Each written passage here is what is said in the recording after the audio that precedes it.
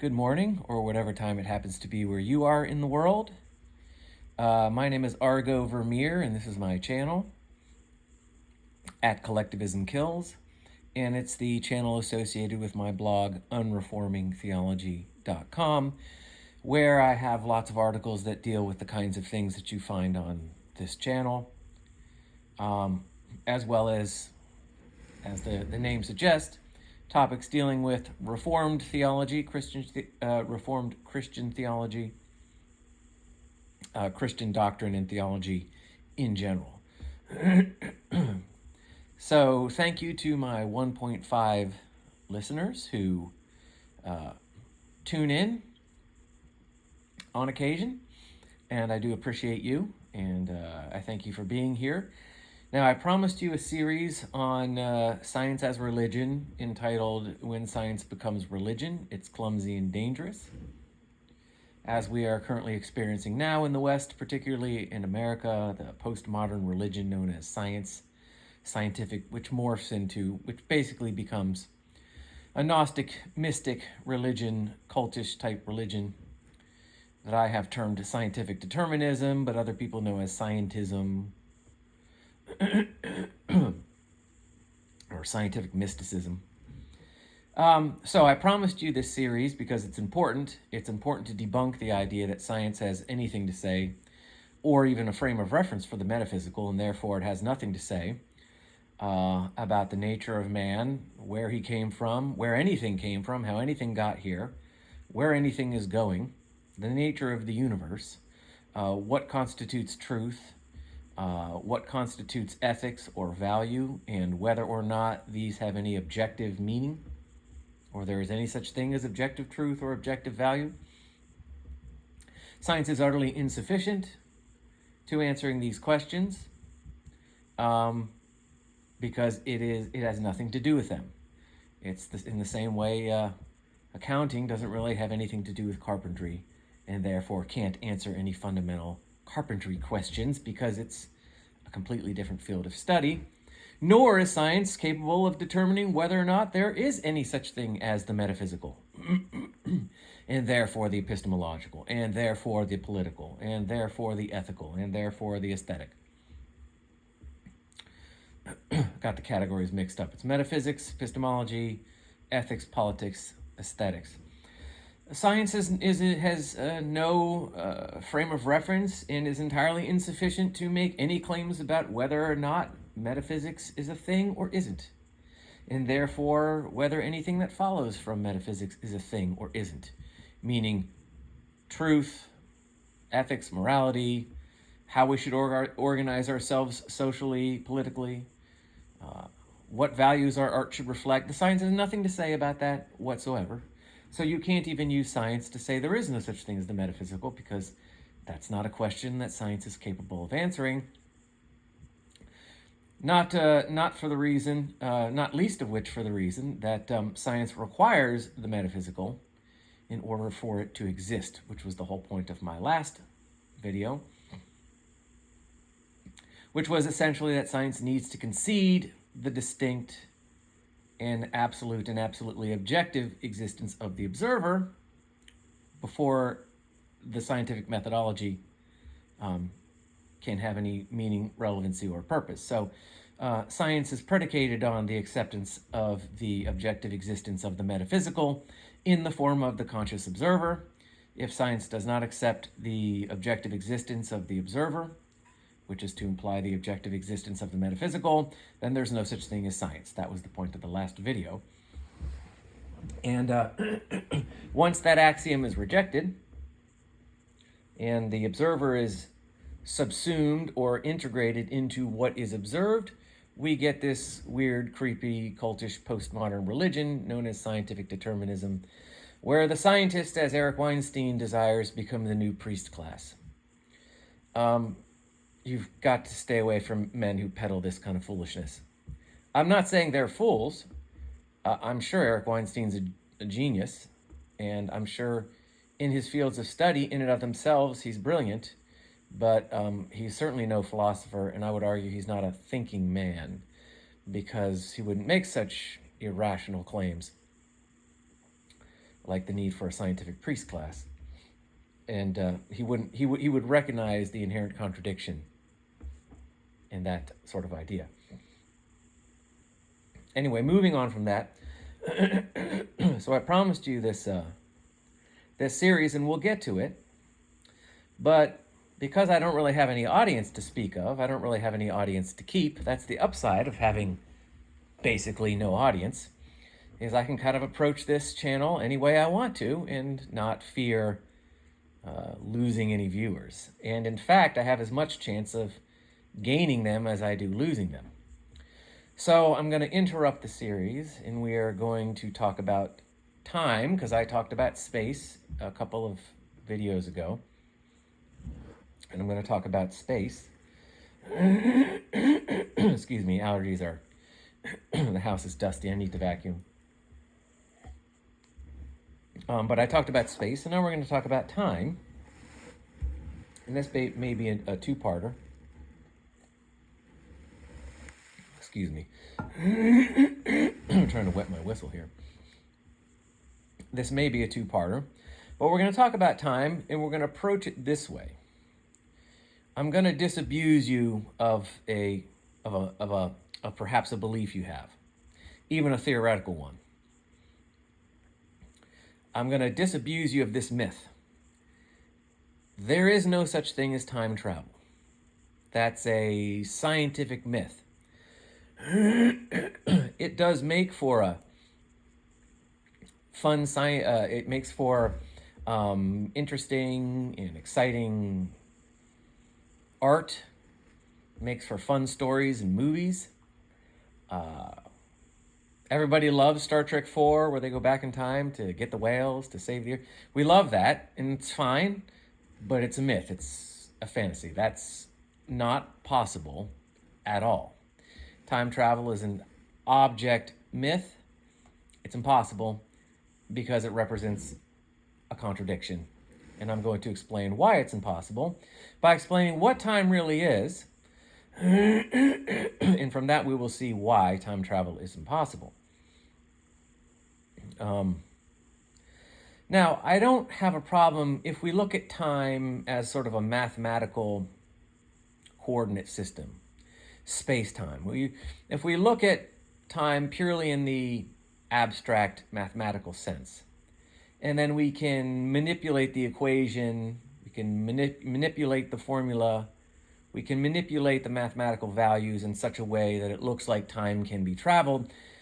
In a purely conceptual mathematical sense, I have no problem with time travel, quote unquote. But what I'm saying is that in reality, you can't travel through time. That's a myth. It's a myth that is often, perhaps implicitly perpetuated by the religion of scientism. Okay, well, why is time travel impossible? Why is time travel a myth? Meaning that traveling along the timeline, like you could travel into the past before you were born, or you could travel into the past to the time when you were a little kid, or you can travel into the future 100 years from now when there's flying cars, like in Back to the Future 2. That kind of so traveling along as though you are somehow a separate and distinct object from the timeline, the time continuum, as though you are in somehow fundamentally distinct from it, so that you can hop along it. You can pop in and out of space-time at different points on this continuum, as though your existence fundamentally is removable from that, or distinct from that. So when I say time travel, that's what I mean. That kind of popping in and out of the timeline, in and out of the space-time continuum, as though your existence is somehow fundamentally distinct from it. That's what I mean. That's impossible. And I'm going to explain why. And it's actually very simple. And this may or may not shock you. I don't know. Because I don't know you necessarily one-on-one. I don't know each one and a half of you that listen. But the reason why you can't travel through time is very simple. It's because time doesn't actually exist, meaning that it's not a thing, meaning that it's not an objective, existent thing in and of itself. There is no such thing as time qua time. Time, in other words, is entirely a product of man's mind. It's a product of man's consciousness. Time is a concept that man uses to describe a particular kind of relative movement he observes in order to conceptually and cognitively organize his environment. Because man is conscious, and consciousness is rooted fundamentally in the metaphysical proposition of conceptualization, so man's ability to conceptualize, that ability which makes him not an animal, but a volitional, conscious, self-aware agent, not operating on instinct, but operating on reason. I know I'm triggering a lot of people. You can be triggered. You can think I'm wrong all you want. Go ahead. I really don't mind people who disagree with me. This is just the way it is. And I'm sorry if it runs contrary to your scientific determinist thinking, to your doctrine. But the facts remain that the idea that time has some kind of existence in and of itself, and that man's brain is just a function of man's consciousness is some kind of a function of evolutionary processes and natural law, which makes his independent, conscious, epistemological frame of reference only an illusion. This is all completely irrational. There's no rational consistency to these beliefs. They cannot be defended rationally.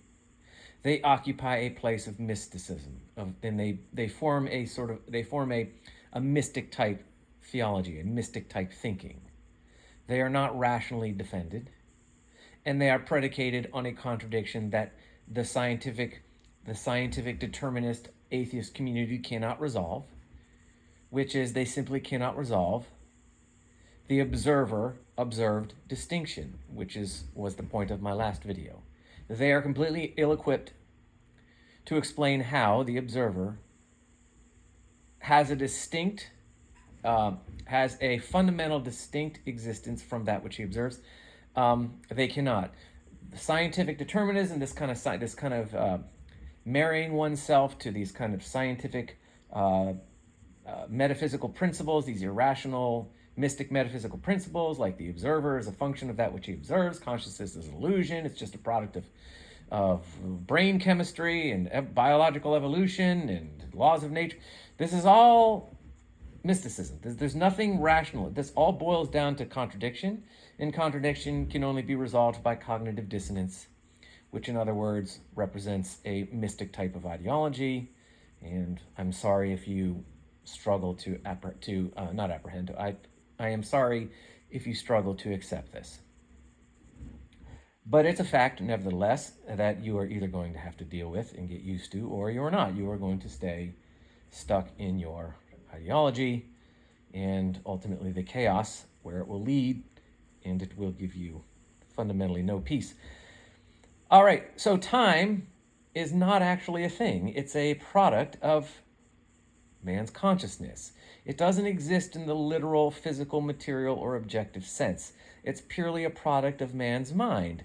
It's a concept we use to describe a particular kind of movement we observe. So you could think of like, what kind of movement do I mean? Well, I'll get to a more specific definition in a minute, but consider like time-lapse photography or a time-lapse video.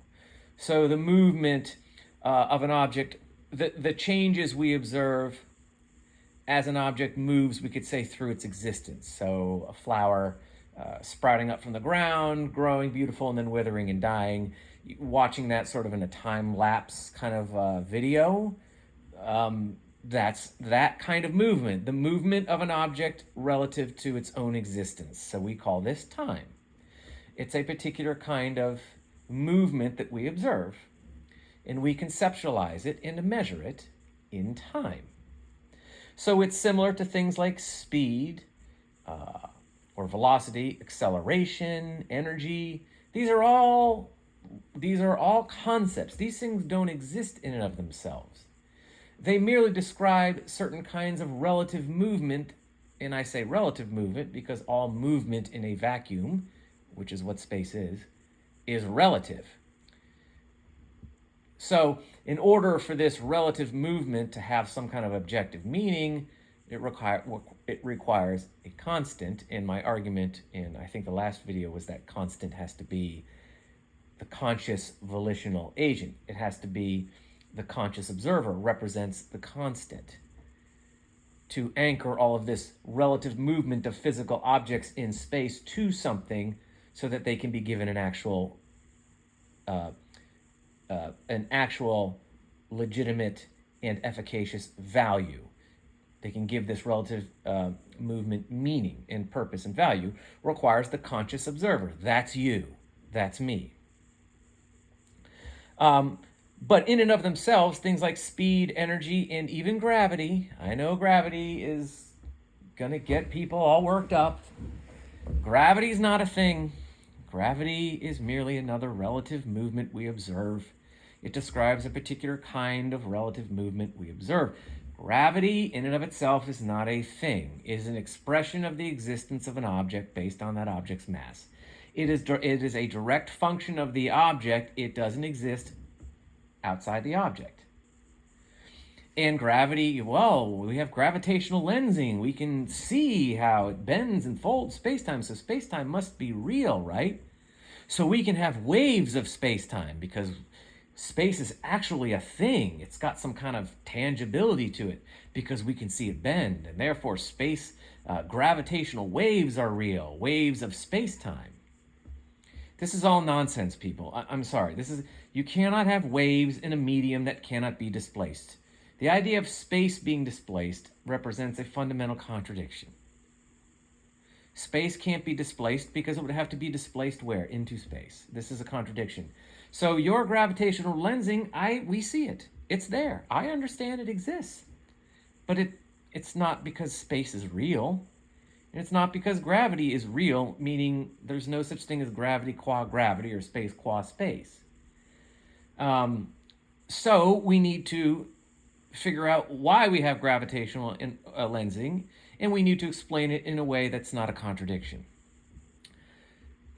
Science doesn't really need to do this. Science is free to think of space as a thing and represent it as a mathematical coordinate system.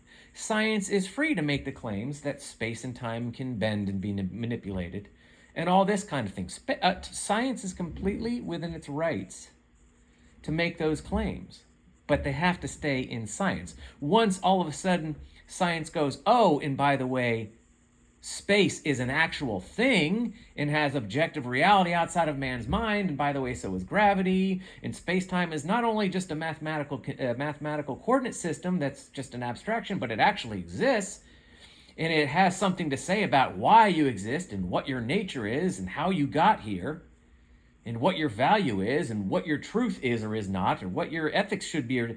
That's when science has become this weird mystic cult-like religion, and the people that peddle this stuff need to disabuse yourself of their insight because these are false prophets. If scientists, in order to do science, want to look at space as a coordinate system and as a thing in and of itself which bends and has waves in it, that's fine. But this doesn't make it non-abstract and real. This is mysticism. Oh, but we have signals that indicate that there are these things called waves because they give off energy that no, they don't. Because the very proposition is a contradiction. So I'm not doubting that scientists are picking up some kind of signal, but they're interpreting it in a way that represents a rank intellectual error. It's a contradiction. I'm sure you're measuring something and reading something, but to turn around and say this is proof of waves of space-time, it cannot be. You cannot have waves in a medium which you cannot displace. Waves of space-time are a contradiction because they can only be displaced into themselves. It's a fundamental redundancy. There is nothing in space other than whatever objects happen to be in it. Space is not a thing. Space represents the absence of a thing. And as I said before, whether or not you consider space a thing or not,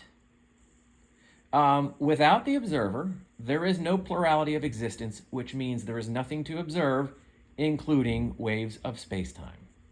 So it doesn't matter. If you want to argue this point with me, go ahead. Whether you think space is a thing or isn't a thing doesn't matter. Without the conscious observer, there is no plurality of existence. The concept of space, in and of itself being a thing or not a thing, obliterates the plurality of existence. The only thing that resolves that paradox, quote unquote, is the existence of the conscious observer. The conscious observer makes all of that possible. So I'm not saying that the conscious observer is the metaphysical primary. I'm not saying that you are God or I am God or God is even fundamentally a conscious agent himself. I would argue that God is compatible with consciousness. All I am saying is that without the conscious observer, the plurality of existence collapses, which means there is nothing which can exist. So if you want to, we can talk about that later. If you want to spend some time trying to figure out what I mean by that, you can go back and listen to the other video I did on that subject on space, and I explain it more there. So, okay, so gravity, velocity, energy, acceleration, these are things which are purely concepts. They're purely products of man's mind. They don't have any independent existence. There's no such thing as time qua time, gravity qua gravity, energy qua energy, speed qua speed. And one way you can understand this is that just simply understand this. Apart from the physical objects upon which these forces act, or upon which objects act upon, either way you want to look at it, whether objects are being influenced by them or they're being influenced on by the object. Once you remove the object, the physical object, from the equation, these things have no value. They have no meaning. So gravity, apart from the object in space which has it, is nothing. Time, absent an object in it, is nothing. Speed, absent an object which is traveling at it, is nothing. If you remove speed, acceleration, energy, time, gravity from the object, they become meaningless and irrelevant. They become infinite. They become simply infinite propositions of infinity. They become pointless, meaningless things. In and of themselves, they have no relevancy. They have no value. They have no meaning. There's no reason why they would exist independently because their existence would be pointless. Their existence of these things only matters when they are inexorably coupled to the objects upon which they act or which act upon them. Okay? So if you remove the planet which has gravity from the equation, gravity goes away too. There's no gravity. It's not a thing because it has no value, no meaning, no existential relevancy in and of itself. It might as well not exist. So these things are merely, again, functions of the objects. In other words, these are merely concepts we use to conceptually or cognitively organize the relative movement of objects we observe as conscious agents in our environment. That's all these things are. And that's all time is. It doesn't possess any substance or relevancy in and of itself outside of man's mind. So, now what is the movement of time exactly what I say? So I say it's a movement, and I gave the time lapse example, and I gave that example. But what do I mean? How would I more specifically define the movement I call time? Well, I spent a little bit of time trying to come up with a way to explain this, and this is what I came up with, and you can be the judge of whether or not this is an accessible summary or not, or the best, most convenient summary or not. But I would say time is a measurement we use to describe the speed, which is constant, I would argue, the speed, quote unquote, an object moves along its path of existence, quote unquote. So in other words, time represents movement, but it's not linear movement. It's not like left to right movement. It's movement along an object's, it's the movement which is corollary to an object's existence. So I don't want to get into the metaphysics of this right now because this is an epistemological video that I'm doing. I'm not doing a metaphysical video, so we're sticking in the epistemological right now. So I don't want to get caught up in what is existence and all this, because that's more of a metaphysical proposition. We're not doing metaphysics right now. But if we say that existence is active, which I would argue existence, in order to exist, has to be active, existence implies action. Because existence implies that an object is existing. So if existence is active, then there is, we could say, movement to existence. So as you exist, you move, not in a linear way, but at a constant, we might say, speed of existence. I submit this is where gravity comes from, this innate active existence every object has, existence not being passive, it's active. So there is fundamental movement associated, movement through space and space-time, not linear, but because existence is active, there is implicit movement, and therefore we see things like gravity. I would submit that's why we see things like gravity and gravitational lensing, is because there is an implicit movement and an inexorable movement associated with an object's existence, because to exist means that it is existing, which means that existence is active, not passive. So again, we could say that time is really what we call this movement of an object through its existence. So it's the speed, quote unquote, of its existence. So that's what time is. Time is the movement at the speed along an object's path of existence, quote unquote. So again, you can be the judge of whether or not that is an accessible explanation or not. But at any rate, so now this alone is not, I mean, you don't even need to go into all this to debunk the idea of time travel being a myth. But it's good, but I do need to show you that I do need to explain when I say time, what do I mean by time? What is time really? Because that's important for you to know, because you need to know where I'm coming from, and then why then I'm making the argument I'm making as to why time travel therefore must be a myth. Okay.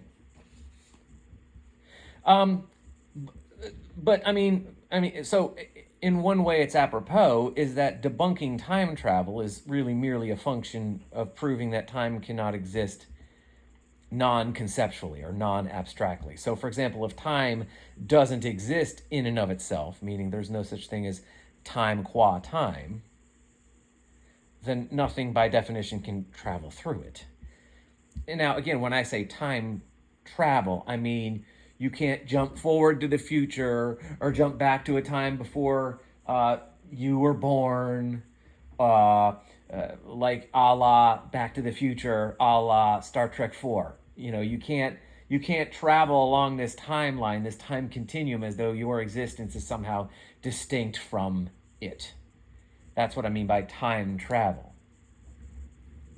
You can't do that. You can't jump 100 years in the future. There, I'm 100 years in the future. Here I am. This is life in the future. Or, I'm 100 years in the past. I'm back in World War I. Oh boy. Wow, I get to really see it firsthand because I went back in time. That's not possible. That represents a fundamental contradiction which cannot be resolved, which makes it impossible. So that's what I mean by time travel. Again, you can't jump around the timeline as though your existence is somehow distinct from it. So we can look at several issues which contradict the idea of... So now I have to prove that time doesn't exist, okay? So the way I'll approach this is this way. if we look at time in and of itself, time qua time, what will that look like? What does that look like then? If we examine time as a thing? Well, what are we presented with? What is set before us as this? If we accept that there's this thing that's time, that's called time, and it's real, and it has some kind of objective existence in and of itself, what is presented to us then? Let's examine that, and we can see why this is nonsense. So, the unidirectional, we could say, of the movement of existence. So, the movement associated with your active existence, which, with an object, with an object's active existence, that thing we call time, which is, you could say, has a constant speed, quote unquote, and a constant direction. It's unidirectional. So again, time as a movement, it's not, you kind of have, this is why this channel is difficult, I think, because you do have to think differently. You really have to be able to twist your brain a little bit. No, I'm not saying mental gymnastics. I'm saying you have to begin to think differently. You have to train your brain. You have to train this brain muscle that you're not used to training to think differently. So you have existence as a movement, but it's not linear. But it's still active, and it still represents a movement. And so that movement is going to affect other objects around it, right? So that's where we get gravity, because it's actually movement. Its existence is active. And so active existence is going to affect objects, right? So you'll probably get something like a gravity or an effect of gravity as a way we describe an effect of this active existence, right? But this sort of unidirectional, constant speed movement of existence that I've called time, or that we conceptualize as time. Now, here's what we have to understand. This movement is a function, a direct function of the root existence of an object. It is inexorably tied to the object's existence. An object could be the ball, the planet, or you, your body. Not you qua you, not your conscious self, but you qua you, but your body, right? So you. So in the most fundamental sense, time is an absolute function of an object's existence.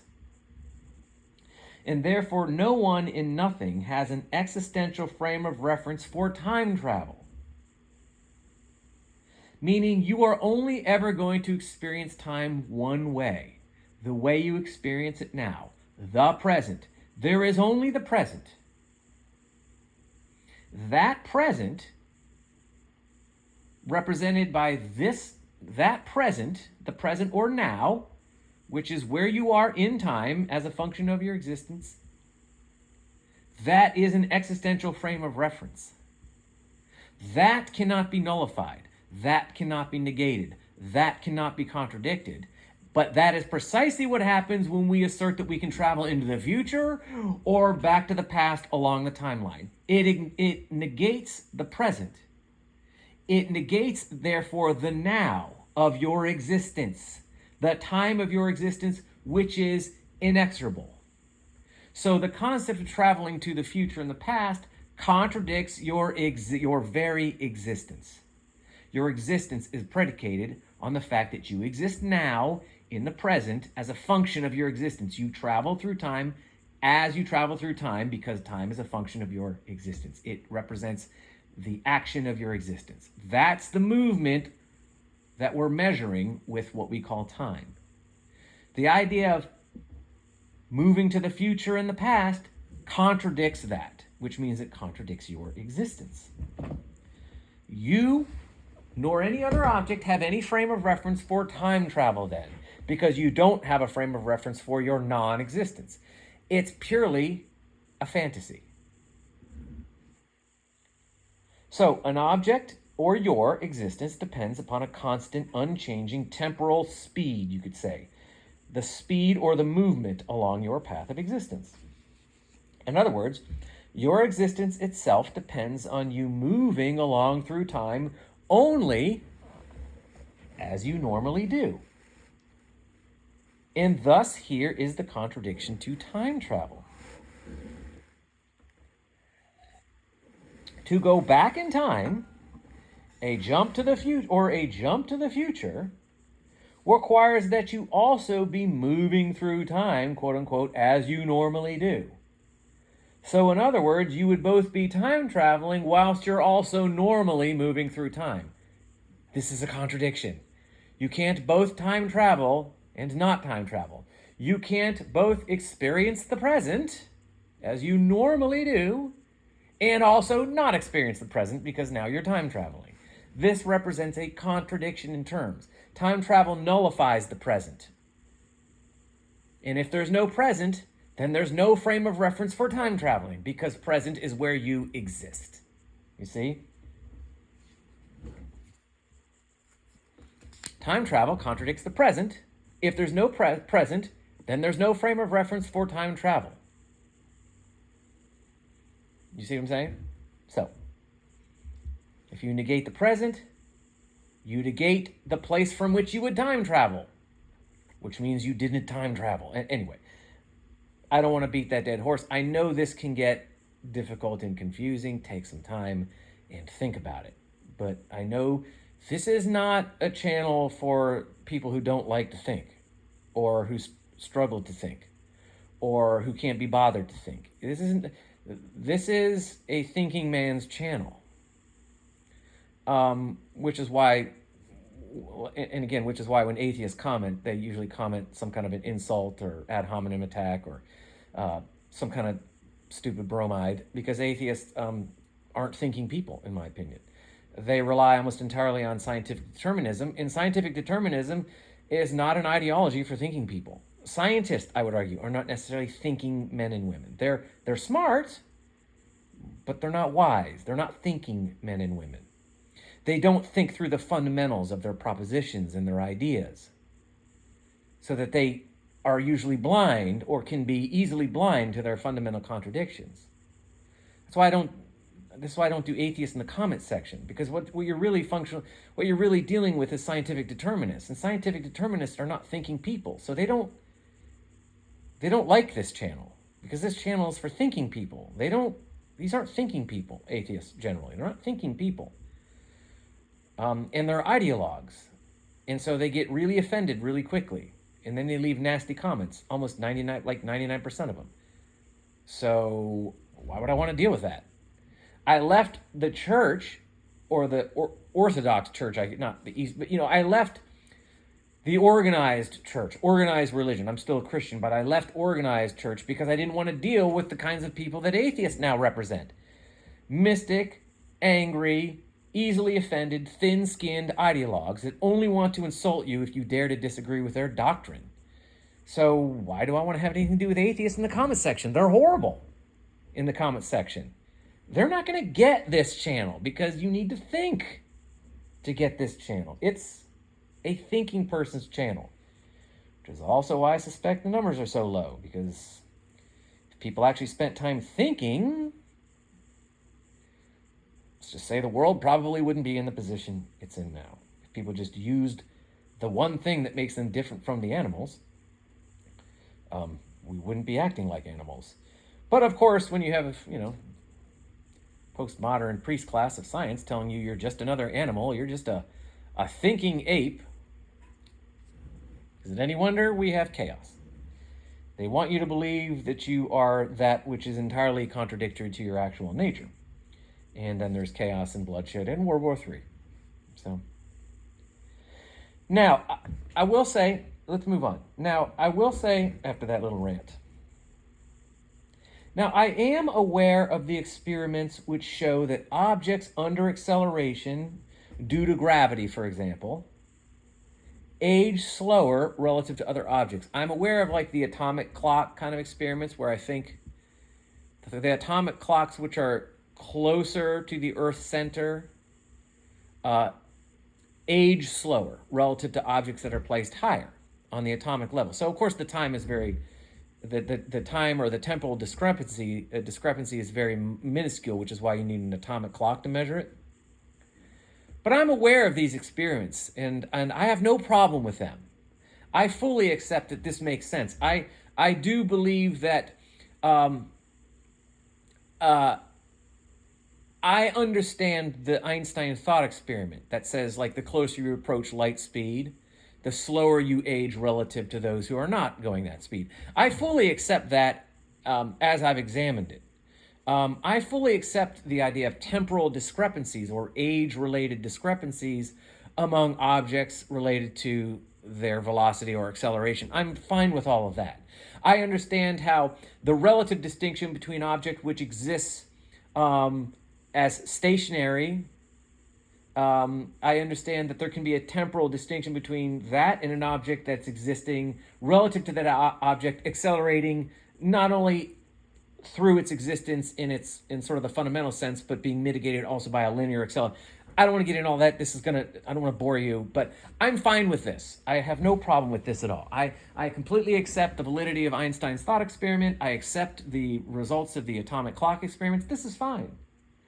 The idea that there are relative age differences in objects which are under acceleration relative to objects which aren't, that's fine with me. This is all fine. But this is not time travel. This is simply noticing a relative temporal distinction between object A and object B based upon some set of circumstances. It's the same thing why we can go, I accept that there's a relative distinction between an object going 100 miles an hour and an object going 4 miles an hour, or an object accelerating and decelerating. Like, I understand that within these concepts like speed and energy and time, we have fluctuations in values. I'm fine with this. The relative value distinctions are, yeah, that makes total sense to me. I think it would be weird if there weren't if you couldn't observe any temporal distinctions under any circumstances. I think as opposed to debunking my ideas, I think it actually affirms them. That time, it represents some kind of relative movement we observe. And just like all the other movements we observe, we can observe value distinctions based on certain criteria. Like an object that's accelerating is going to have a different speed than an object which isn't accelerating. This is all fine. That's not time travel. That's simply noticing a relative distinction within the concept of time, which is normal. So, if we look at Einstein's thought experiment and, you're on a ship and it goes close to light speed out from the Earth and then back, you're going to have aged very little and they're going to age, the people left on Earth are going to have aged a lot. So I accept that there's relative age differences, these relative temporal distinctions. I'm fine with that. But each object is going to experience time in the same way they always have. They're always going to experience time in the way they normally do as a function of their rank existence. It's not like they're jumping to the future and then jumping to the past on their own timeline. They're simply noticing relative temporal distinctions based on a set of observable contextual circumstances. So there's a relative difference in age. There's a relative temporal change, but neither party fundamentally changed. There was no fundamental manipulation of a timeline. There's just a relative age difference. The timeline hasn't been changed at all for either party in any fundamental sense. Okay.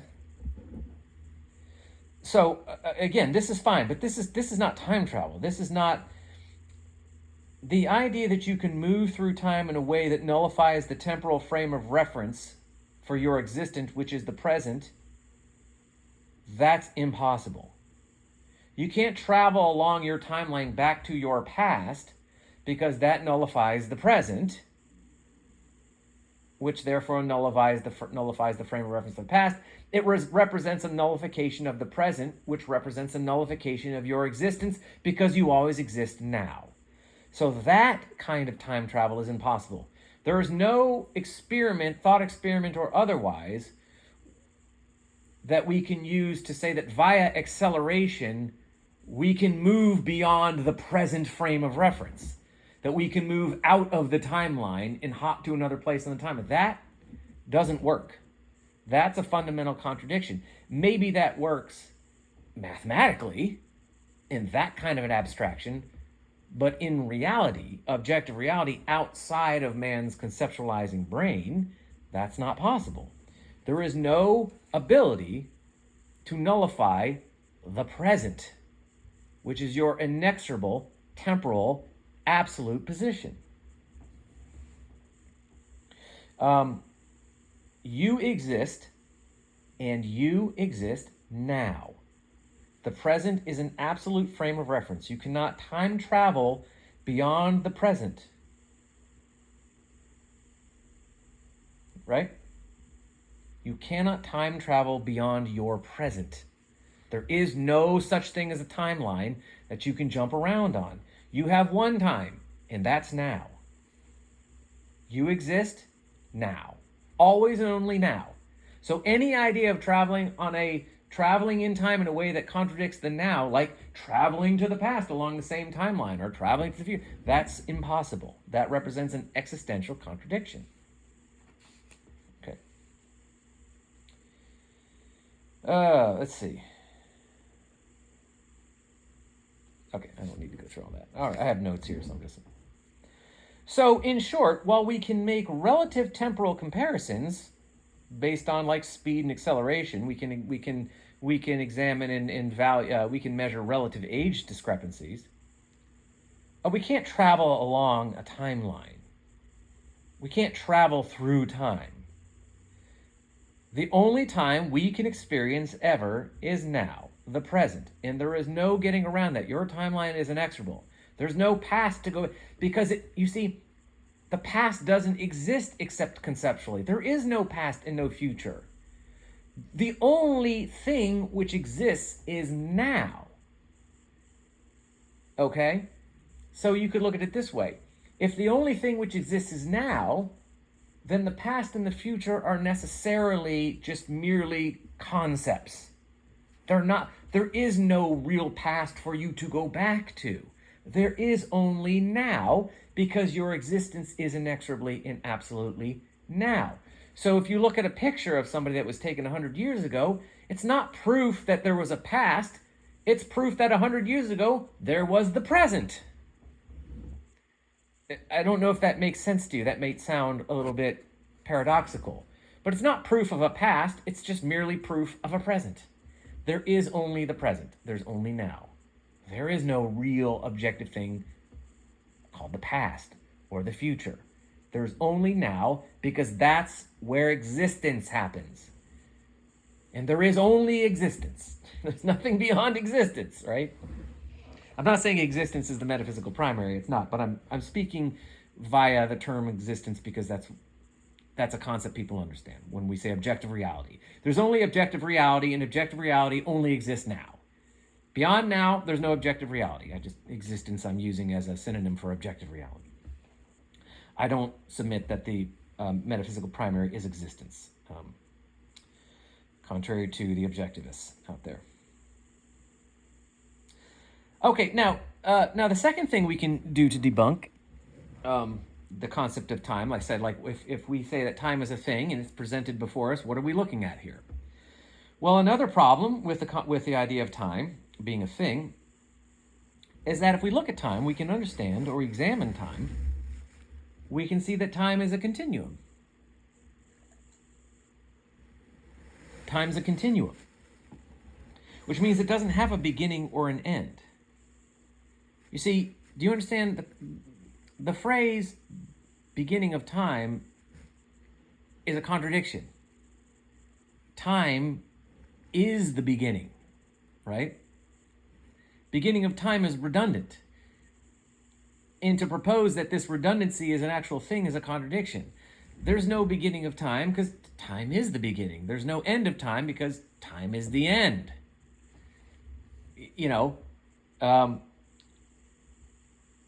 So time can't have a beginning or an end because the very concept of the beginning of time and the end of time contradict time, because it's a functional conceptual redundancy. See, for time to begin and end requires that time already exist, because time has to begin, which begs the question, when did time begin? If there's a when prior to time beginning, then there's already time. You see? Because there's a when. We can say, when did time begin? It's like saying, what time did time begin? Time is already there. It already began. It's because it's a continuum. It has no beginning. So if time begins and ends, we go, when did time begin and end? And if there's a when, there's already time. W-H-E-N. So the concept of beginning and end of time are rank contradictions. Time can only be a continuum.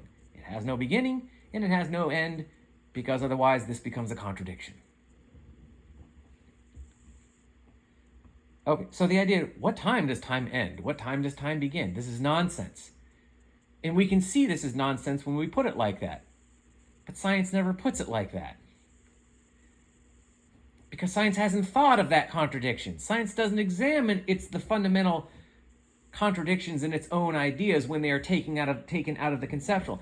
Time, having a beginning and an end, is fine, conceptually, if that helps your mathematics. But once you start to assert that, no, it's not just our sort of conceptual mathematical framework, there's such thing as a real beginning of time, scientists never stop and go, well, that can't be true. It doesn't make any sense. No, it takes thinking people to go, wait a minute, this is, but because scientists have scientists are touted as being the smartest and brightest and the highest IQ among us, who are we to question their assertions? This nonsensical contradiction must therefore be real, and the only reason we don't know it is because we're stupid, and we just have to trust the philosopher kings at MIT and Caltech because they just have some kind of divine, some kind of transcendent enlightenment that we just don't have. The unwashed masses, the unenlightened masses, we just can't be nearly as smart as Richard Dawkins and Sam Harris and Christopher Hitchens and Stephen Hawking and Brett Weinstein. Our philosopher kings, well, they just have that divine enlightenment. We're just too stupid to understand. It sounds like a contradiction to me, the beginning of time, but you're the one with the 180 IQ, so who am I to, See, and that's how they drag you into the religion. Now you're in the religion. Now you're a scientific determinist. Now you're an atheist that pretends there's no such thing as metaphysics, or you have metaphysics, but somehow they're objective and not really metaphysical because they're rooted in science and reason and logic and math. It's all just a religion, people. I know it's cliche to say atheism is just another religion, but it is. The real argument is the metaphysics. Who has the more rational metaphysics? That's what we believe. That's the real argument.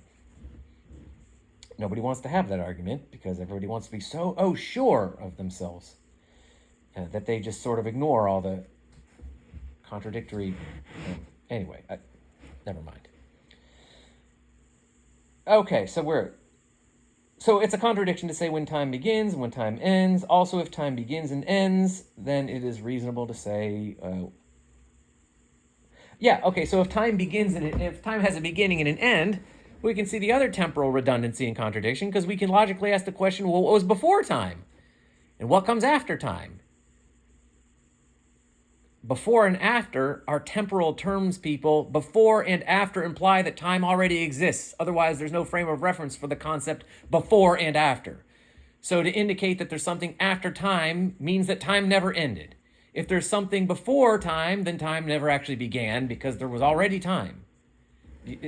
You see what I mean? Time has to be, and you can't say there's nothing before and after time because this makes time a continuum because it doesn't have an actual end or beginning because there's nothing before or after it. There's nothing. There's just time. So time again becomes an infinite continuum.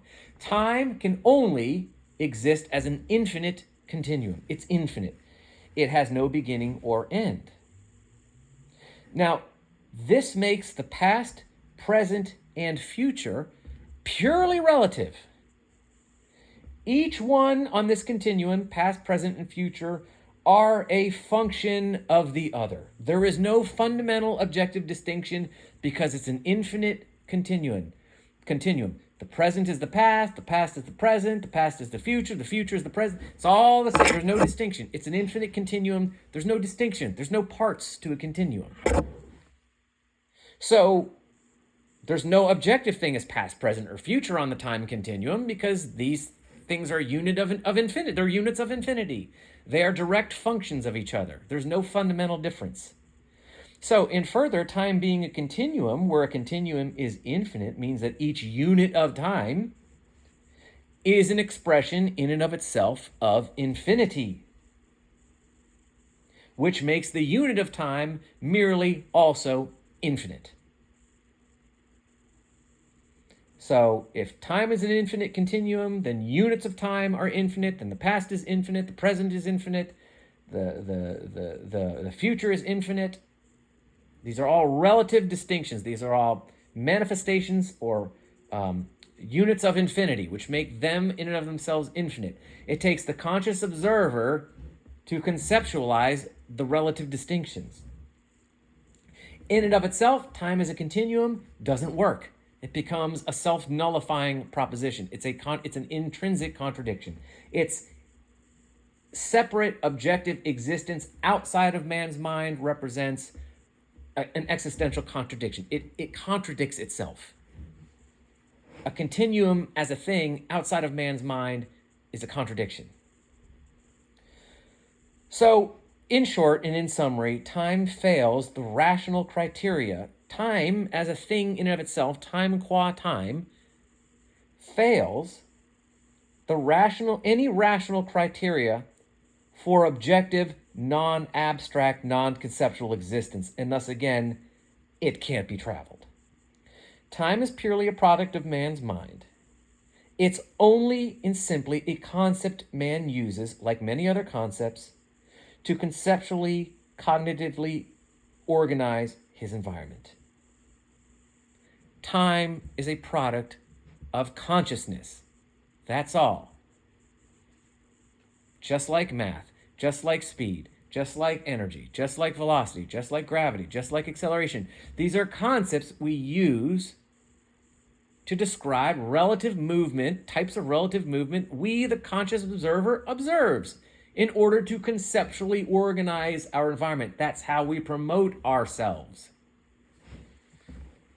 Once we make ourselves a function of these concepts, instead of the other way around, it's mysticism, it's chaos, it's death worship, it's a death cult. So you need to stay away from scientists who peddle the nonsense that these things are actual and real outside of you. It will lead only to chaos. It will lead only to destruction.